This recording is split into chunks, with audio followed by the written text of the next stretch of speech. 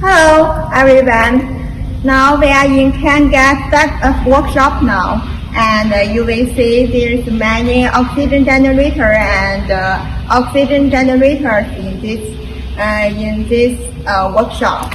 There's more than thousands units will be produced and finished in this place. Okay, you can see this is our oxygen copy 75.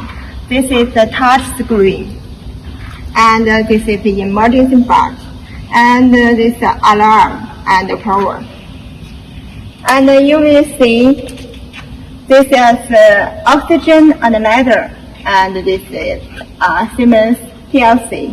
This is solenoid from SMC. And this is a small flow meter. Yes. You will see this is a touch screen.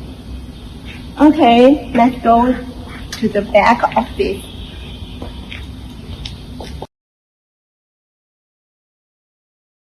The process will be like that. The air will come inside from this inlet place. Okay. And they will go inside a tank, and they have the DMS, and it will be produced. It will produce oxygen, and the oxygen will go outside from this place. All the parts we use is this is CKD, and this is SMC, and this is copper. Okay. If you want to know more information, you can contact with us directly.